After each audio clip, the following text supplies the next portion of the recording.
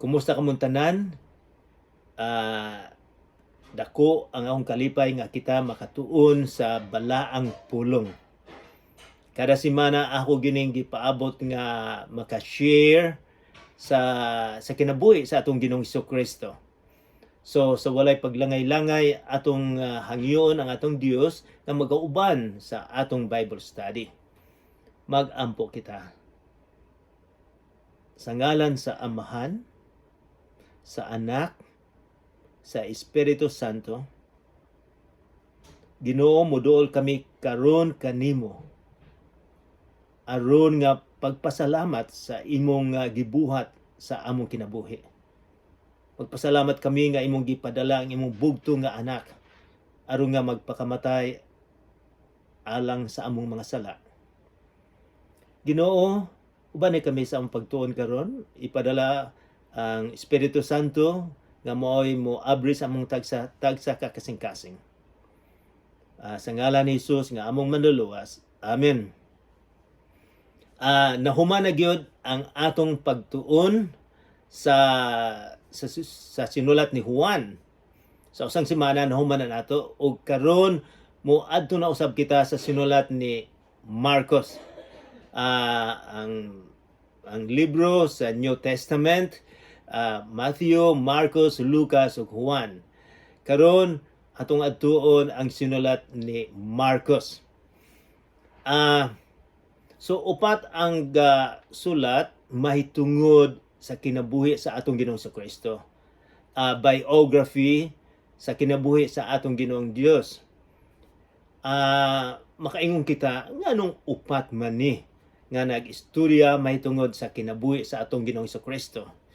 Sa akong na-mention na sa unang panahon, ako usab ning nadungog. Miingot dinhay mi istorya nga dinhay upat ka mga buta na sa paglakaw-lakaw nila ilang nabanggaan ang usa ka dakong elepante. Ang usa nga buta iyang nahikap nga dako diinig tiil. Dako kaayong tiil. Ang usa buta iyang nahawakan ang tiyan. Ang usa taas kay ilong, minsan taas kay ilong. Ang usa miingon nga naay balahibo. So kining upat ka mga buta sa ilang nakita. Aduna sila description na mahitungod sa elepante. Ang usa mo ni nakita niya, ang usa mo ni nakita, ang usa mo ni nakaptan.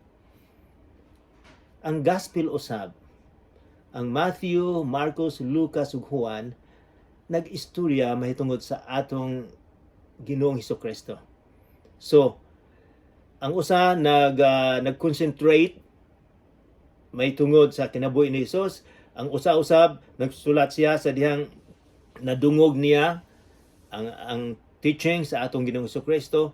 So, kining upat ka gospel makahatag ka nato og dako kaayong picture, kumpleto nga picture mahitungod sa atong Ginoong Hesukristo. Usa sa nagsulat mao ni si Marcos. Kinsa man ni si Marcos? Ang iyang inahan Jewish. Miingon siya, akong hinganlan ang akong anak og Juan. Kanangalang Juan common kaayo na sa unang panahon. Sa ilang panahon, og iyang papa Griego. So miingon siya, ako po ni hinganlan og Marcos. So in English, John Mark, Juan Marcos ang iyang ngalan. Pero dinhi sa Bible, kadaghanan ilang ingnon nga Marcos. So, mao ni si Marcos. Ang iyang inahan, mao'y una nga Kristiyanos, mga followers sa atong Ginoong Hesukristo. O posible siguro nga murag dato ni siya kay dako ni silang balay. Dinhay mga panahon nga ang mga disipulo ni Jesus ug si Jesus dito magmeeting sa balay sa inahan sa ilang balay ni Marcos. Og kini usab si Marcos atong mahibaw-an nga dinhay murag kataw-anan nga nahitabo sa dihang gidakop na ang atong Ginoong Hesukristo. Ang gasulat ani si Marcos lang ha. nga sa gidang gidakop na dinay usa ka tawo, usa ka bata nga midalagan, nga naked kay prisuhon unta siya, pero ang habol nga iyang gidala mauray nakuha, so siya midalagan nga naked. Ang gasulat ani si Marcos lang, so posible nga si Marcos kadtong midalagan sa pagdakop ni Jesus nga naked. Mao na si John Mark. Unsa pa may mahibaw nato ni John Mark, kining writer. Si John Mark, siguro ang edad niya mga teenager siya, sa diyang atong Ginoong Kristo mga 33 years old. Teenager siya. O sa pagkamatay na sa atong Ginoong Kristo, ang si Pablo o si Barnabas, di na sila plano nga mag-evangelize sila, mag-sermon sila sa tibuok Turkey. Mahitungod sa atong Ginoong Kristo. So, miingon silang atong iuban si Marcos. Si Marcos, paryente ni Barnabas. So, duol sila kayo. So, miuban si Marcos sa evangelism, sa pagsabwag sa maayong balita. And then, dinay panahon sa murag naglisod pa kay bata pa siya, murag galisod siya sa trabaho nila. Miingon siya, bye, mupauli na ko. So, iyang gibiyaan si Barnabas ug si San Pablo. And then, pag pipila ka tuig, nagsabot usab ni si San Pablo o si Barnabas, atong bisitaon katong mga simbahan nga at nga gasugod na ta. Ato silang tan-awon kung kumusta na. Miingon si Barnabas, atong dalhon gihapon si Marcos. Si San Pablo miingon, dili na nato dalhon kay iya tang gibiyaan didto. Murag dili ni siya maayo nga ikauban. So murag naay argument si San Pablo o si Barnabas. Ang ilang gihimo, mingon si Barnabas, o sige, akong dalhon, akong paryente. Si Marcos moadto ko sa laing lugar, o si San Pablo mingon pod, mukuha po ko kauban. Apan, so mao to'y nahitabo mga Kristiyanos, imagine si San Pablo o si Barnabas, mga leadership na, apan, bisag sa ilang argumentation, sa ilang na sila mga problema, apan there was no hatred. Mingon sila, o sige, muari mi dire, ikaw po muadto dito. Walay nang luod. Apan sa pipila ka tuig na, gitawag usab ni San Pablo si Marcos, hey, tabangan nimo ko dire sa trabaho. O sa libro nga Colossian, miingon siya nga, si Marcos, dako kaing katabang nako. So, ang relasyon, nagkamaayo usab ang ilang relasyon. Karon mangutana kita, si Marcos, dili man ni siya apel sa disipulo, hain man siya makakuha informasyon may tungod sa atong Ginoong Kristo. Sa unang siya, dako kayong pagtabang, mura ni siya og katabang ni San Pedro. Si San Pedro gakinalang katabang, so iyang gitabangan. So ang tanang informasyon niya mahitungod ni Jesus gikan ni San Pedro. So kung basahon nato ang libro ni Marcos, atong mahibaw-an nga kini ang informasyon gikan ni San Pedro. So mura si San Pedro ang gasulat ani nga libro. So tanang information kadaghanan gikan ni San Pedro. So sa unang panahon usab, daghang gasulat mahitungod sa atong Ginoong Kristo sa kinabuhi niya. Apan upat lang ang nabutang dinhi sa atong Bible. Kay ilan ning gipili og husto, kung bisag sa kadaghan upat ang ilang gipili. Kining Marcos ilag yun ning gipili tungod kay daghan kaayong mga simbahan ang mibasa ni ining Marcos. So, og ang iyang gitudlo usab nga kung basahon nato ning Marcos, kadaghanan usab consistent sa mga sinulat ni Matthew, Lucas ug Juan. Walay pagkalayo apan naghatag og diferensya nga opinion. May tungod sa atong Ginoong Kristo. Dili lang opinion, pero ang kinabuhi gyud sa atong Ginoong Kristo. So, maunay atong gamay nga introduction, may tungod sa libro, may tungod ni Marcos, ug may tungod sa libro. So, kining libro ni Marcos, canonized ni, nga nitipili gyud ni sa mga early leadership. So, walay paglangay-langay atong sunda, atong sugdan ang kapitulo 1 sa sinulat ni Marcos, ni John Mark, ni Juan Marcos.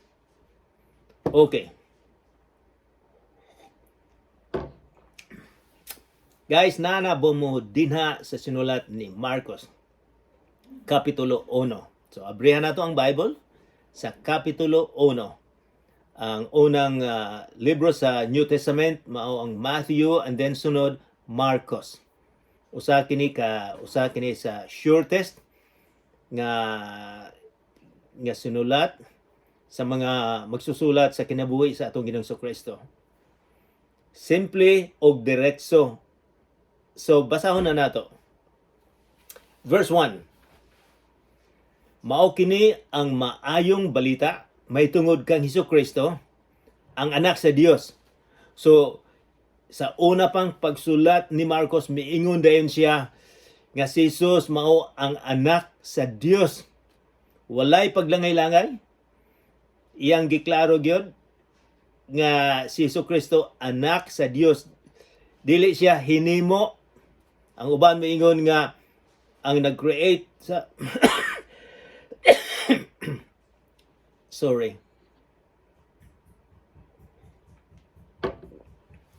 nga ang nag-create ni Jesus ang Amahan.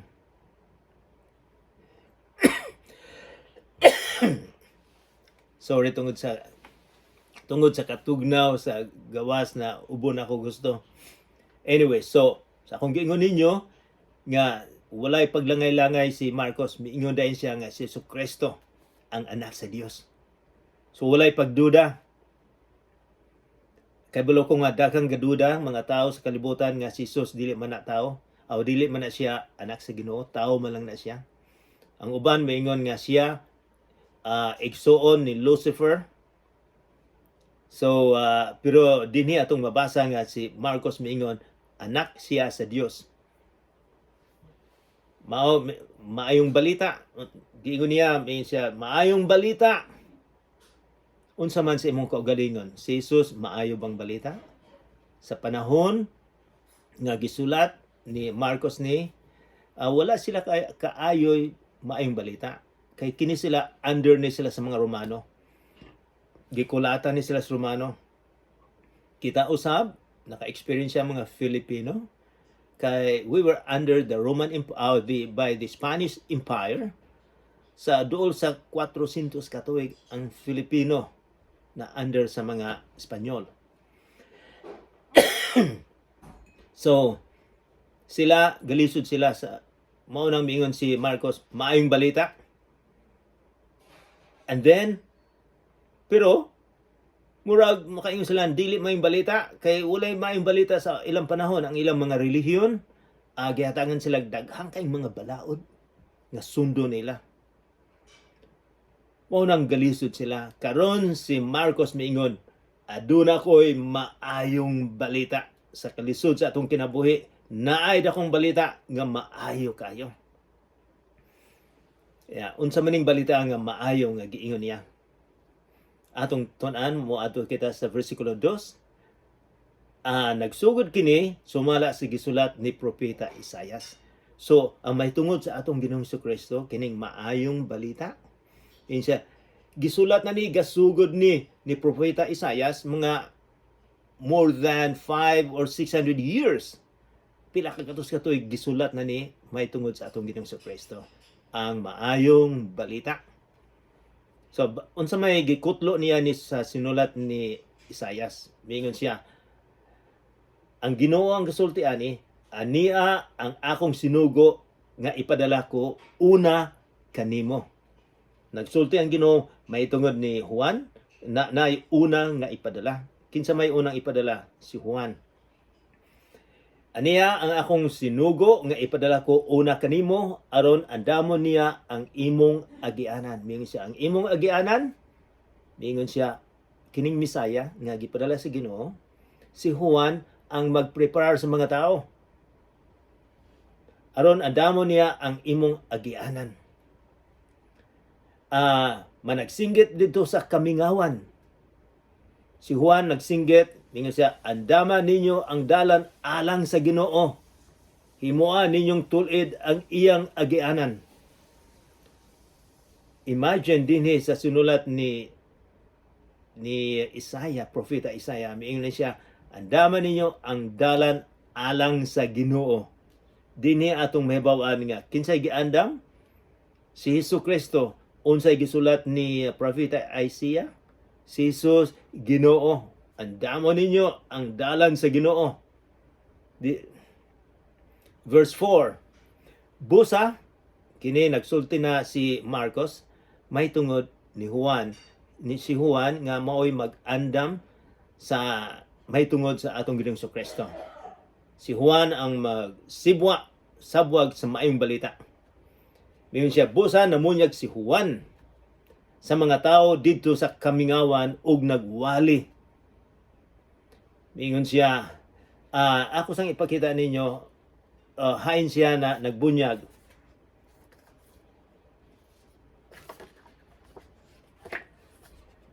Sa pag-adto na mo sa Israel, among giadto ning Jordan River. Posible di na si Jesus gibunyagan. So, mao na Jordan River. So, sa namunyag si Juan dito sa kamingawan og nagwali. Ito mao ni wali niya, importante nga atong mahibawan ang iyang giwali. Ang una mingon siya, maghinulsol og biyae ang inyong mga sala og pagpabunyag kamo og pasayloon kamo sa Dios. So, adunay mga pulong nga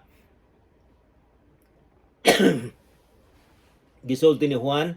Number 1, maghinulsol og biyae. So, combination ang hinulsol og biyae. Ang paghinulsol gyud, ang original dili nga kuan ka, murag you are very sad, naghinulsol ako.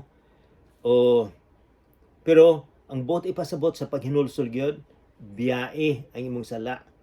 Kung ang direksyon sa imong kinabuhi dili maayo makasasala, change your direction. Isa lang imong direksyon ang punto sa imong kinabuhi, usbon. Maunay paghinulsol. Sa atong mga sala. And then miingon usab siya, biyae, so hinulsol, biyae, change. And then miingon siya, may angkon usab siya nga kitang tanan makasasala.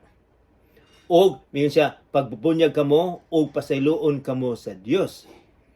So, kung atong tan-awon ang whole New Testament, sa inyong paglantaw, unsa may una? Bunyagan usa? And then pasayloon?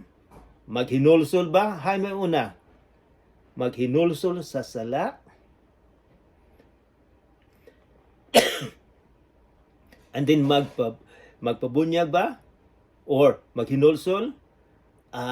Pasayloon sa sala, ang atong mga sala, and then pagpabunyag.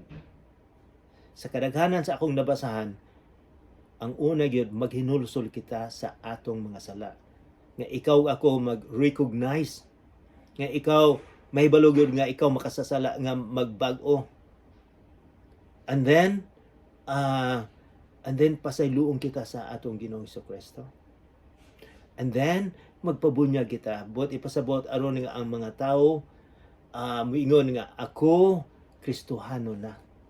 Nabag-o ang akong kinabuhi tungod sa pagpasaylo sa mga sala. Kay bulo ko nga kini siya controversial ni.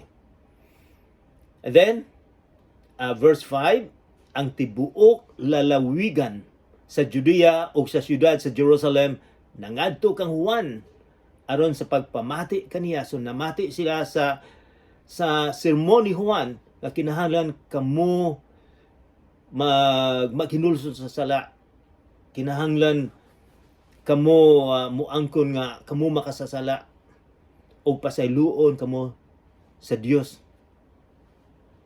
Miingon siya, daghang kay mga taong miadto kanila. So kining pagbunyag sa panahon ni Hesukristo, kung ang usa ka Gentile, ang usa ka Hintil ma-converter siya nga mahimong Hudiyo, di na pa sila magpabunyag. Apan kini sila karon nagpabunyag sila ni Juan. Apan ang sermon ni Juan nga kinahanglan maghinulsol sa sala. So verse 5 sa tunga, gisugid nila ang ilang mga sala o gibunyagan sila ni Juan. So una nga sila miangkon sa ilang mga sala, and then gibunyagan sila ni Juan dito sa suba sa Jordan River. And then gidescribe nila kinsa man unsay sinina ni Juan. Ang besti ni Juan hinimo gikan sa balahibo sa kamelyo. Panit ang iyang bakos o ang iyang pagkaon dulon og dugos.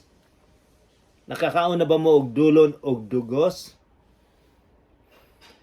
Siguro ang dulon daghang protein. Dugos ang problema, daghang kalamay, makapataas sa sugar level. And then verse 7, mingon siya sa katawhan, mingon si Juan sa iyang mga sermon, ang tao nga moanhi sunod kanako, naay tao nga sunod niya, mas gamhanan kay kanako. Dili ako takos bisan sa paghubad sa higot sa iyang sandalyas. So sorry.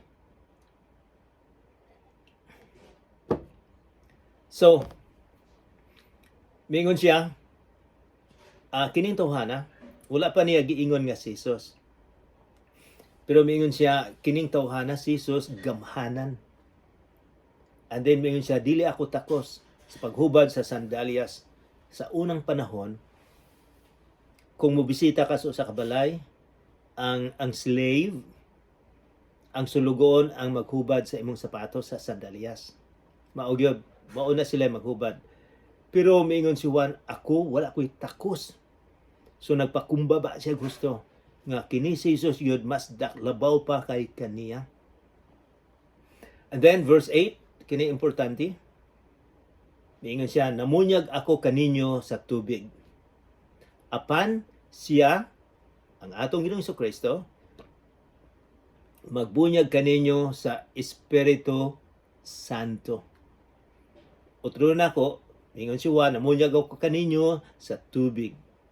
Apan siya magbunyag kaninyo sa Espiritu Santo. Si Jesus ang maghahatag og Espiritu Santo. Ngano man nga importante man nga mabunyagan kita sa Espiritu Santo. Ngano man nga importante nga ang Espiritu Santo mosulod sa atong abrihan ang atong kasing-kasing aron nga mopuyo ang Espiritu Santo. Espiritu Santo mao'y mutabang kanato. Sa kalisod sa kinabuhi, ang Espiritu Santo ang mutabang kanato. Sa atong pagsimba sa Ginoo, ang Espiritu Santo ang magpa-encourage nato sa pagsimba sa tinuod nga Ginoo. Daghang mga libro nga nagsulti mahitungod sa trabaho sa Espiritu Santo. Gamay lang ang atong isulti karon mahitungod sa kinabuhi sa Espiritu Santo nga mao'y mutabang sa atong kinabuhi, sa atong pag-alagad sa atong Ginoong Kristo. And then so miingon si Juan dinhi sa versikulo 8, si Jesus lamang ang maghatag og Espiritu Santo. And then ang pagbunyag o ang pagtintal kang Jesus, verse 9. Wala madugay Miabot si Jesus gikan sa Nazareth, sa lalawigan sa Galilea, o gibunyagan siya ni Juan dito sa suba sa Jordan. Usay makapungutana kita. Si Jesus walay sala. Nganong magpabunyag man siya? Nganong gibunyagan man siya ni Juan? Wala man siya sala. Gakinahanglan bang maghinulsol siya sa iyang sala? Ang atong Ginoong Hesukristo sa pag-anhi din niya sa kalibutan, perfect. Perfecto siya nga tao o perfecto usab nga Ginoo. Walay sala, dili magkasala ang atong Ginoong Hesukristo. Gusto niya nga siya mag-identify sa mga tao nga makasasala. Sa pag-anhi niya din sa kalibutan, ang tanang mga tao makasasala. So siya nag-identify siya aron nga siya makahatag sa iyang kinabuhi sa mga tao nga makasasala. So nagpabunyag siya para ato usab nga sundon ang iyang gihimo, nga samtang ikaw ako malain kay ang atong Ginoong Kristo dili man makasala, apan ang mensahe matungod sa pagpabunyag. Ikaw ako gakinahanglan nga maghinulsol sa sala. Usa bunyagan apan ang atong Ginoong Kristo ang magbunyag kanato sa Espiritu Santo. So and then sa pagbunyag ni Jesus, and then verse 10 sa utro na ko ang verse 9, wala madugay miabot si Jesus gikan sa Nazareth sa lalawigan sa Galilea, o gibunyagan siya ni Juan dito sa suba sa Jordan. Verse 10, sa pagkawas na ni Jesus sa tubig, nakita niya ang langit nga naabli, og mikunsad kaniya ang espiritu sa dagway sa usa ka salampati. Unya may tingog gikan sa langit og nag-ingon, ikaw ang pinangga kong anak, nahimuot ako pag-ayo kanimo. Dinhi atong makita nga usa ang Dios, tulo ka persona. Dinhi usa nato makita kung unsa ning Trinity. Trinity both ipasabot nga usa ang Ginoo pero tulo ka persona. Amahan nga Dios, anak nga Dios, espiritu nga Dios. So kining hitabo sa bunyag ni Jesus na makita gyud nga tulo ka mga persona sa dihang ang amahan miingon nga kini ang akong pinalangga nga anak na dungog, and then at the same time ang Espiritu Santo mikunsag. Dinhi atong makita nga dinhi ang idea, ang theology, ang pagtuo nato nga ang Ginoo usa lang apan tulo ka persona. Dili nato padakon ang Trinity at this time. And then then verse 13, nagpabilin siya dito just a minute, verse 12. So pagkahuman ito, nahitabo nga nadungog ang amahan, misulti may tungod sa anak. Gikonfirmar sa amahan nga Ginoo nga si Jesus ang pinalangga niya nga anak. So ayaw mo pagtuo nga ang uban mo ingon nga si Jesus tao lamang. Dinhi atong makita nga ang amahan nga Dios miingon nga kini siya akong pinalangga nga anak. Nahimuot siya pag-ayo. And then verse 12, kini interesado ng gusto.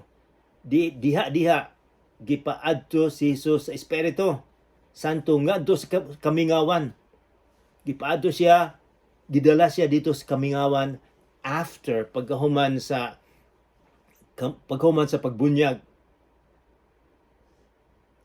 Dito verse 13, nagpabilin siya dito og 40 ka adlaw dito sa kamingawan og gitintal siya ni Satanas.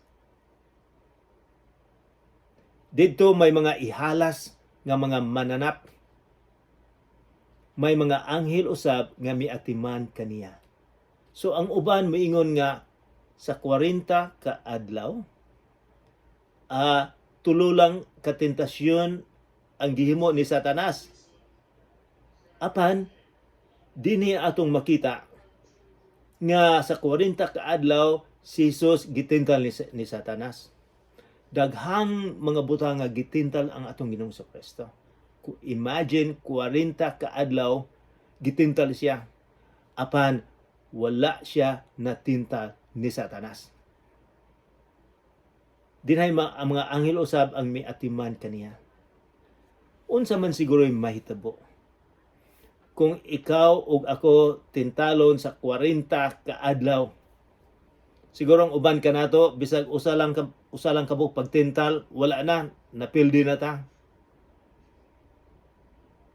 Kini ang atong Ginoong Kristo 40 ka adlaw nga gisulayan gyud ni Satanas. Aron nga ang misyon niya nga pagpakamatay dinha sa Kalbaryo dili masunod. 40 ka adlaw wala siya nagpatintal. Adunay victory. Unsa may atong mapupo ni ini.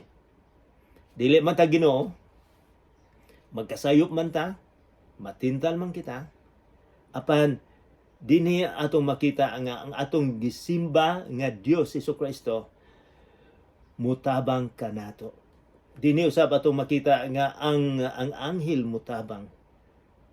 Kay adunay victory ang atong Ginoong Jesucristo.